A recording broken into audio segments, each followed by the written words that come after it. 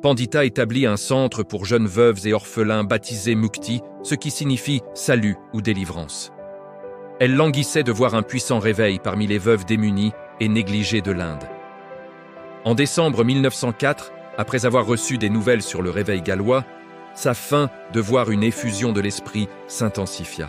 Elle démarra des groupes de prière constitués chacun de 10 filles, les exhortant avec instance à prier pour le salut de tous les chrétiens de nom en Inde et dans le monde entier.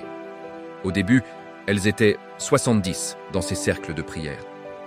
Elle envoya un appel à la formation d'autres cercles de prière parmi ses amis et ceux qui la soutenaient, en leur donnant une liste de 10 filles ou femmes non sauvées pour lesquelles il fallait prier. Au bout de 6 mois, il y eut 550 personnes à Mutki qui se rencontraient 2 fois par jour pour prier en faveur du réveil. Le 29 juin 1905, l'Esprit descendit sur un groupe important de filles, et il y eut des pleurs, la confession des péchés et des prières pour obtenir un revêtement de puissance. Le lendemain, le 30 juin, alors que Ramabai enseignait à partir de Jean 8, l'Esprit vint puissamment. Toutes les femmes et les filles commencèrent à pleurer et à confesser leurs péchés. Beaucoup furent propulsées à terre sous la conviction de péché alors qu'elles assistaient à leurs cours journaliers ou s'affairaient dans leurs occupations domestiques. Les cours furent suspendus et les femmes se consacrèrent à la prière continue. Durant ces jours de repentance qui étaient recherchés du fond du cœur, beaucoup de filles reçurent des visions du corps de péché résidant en elles. Elles témoignèrent de ce que le Saint-Esprit était venu en elles, dans un saint embrasement qu'elles appelèrent un baptême de feu, qui était presque insupportable. Un autre témoin de ces incidents survenant dans le réveil déclara « Les filles en Inde, si merveilleusement trempées et baptisées dans le Saint-Esprit, commencèrent à se battre elles-mêmes de façon terrifiante sous la conviction aiguë de leurs besoins. Une grande lumière leur fut donnée. Lorsqu'elles furent délivrées, elles sautèrent ici et là pendant des heures sans fatiguer. Elles poussèrent des cris sous l'effet de l'embrasement qui vint en et sur elles, alors que le feu de Dieu brûlait les membres du corps de péché, l'orgueil, la colère, l'amour du monde, l'égoïsme, l'impureté, etc. Elles ne mangeaient ni ne dormaient tant que la victoire n'était pas remportée. À ce moment-là alors, elles avaient une si grande joie que pendant 2 ou 3 jours, après avoir reçu le baptême du Saint-Esprit, elles ne se préoccupaient pas de la nourriture.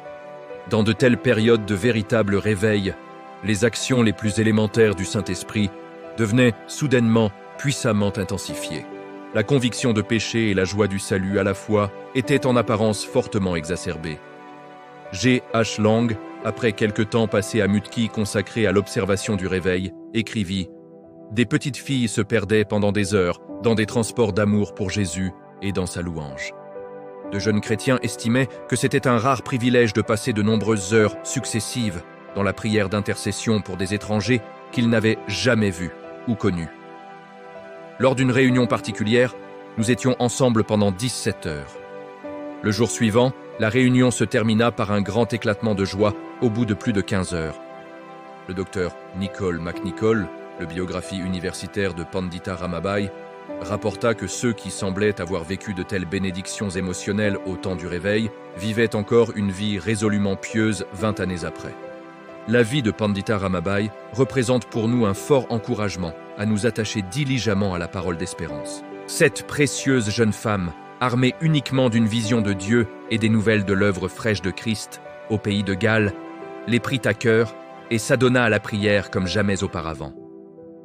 À la lumière de ce que Dieu a fait dans le passé en faveur de son Église, n'avons-nous pas de bonnes raisons d'espérer ? L'Église est trop souvent désespérée et sans prière parce qu'elle a oublié les puissantes actions de Dieu. Ayez recours à l'Éternel et à son appui. Cherchez continuellement sa face. Souvenez-vous des prodiges qu'il a faits, de ses miracles et des jugements de sa bouche. 1 Chroniques 16, 11, 12.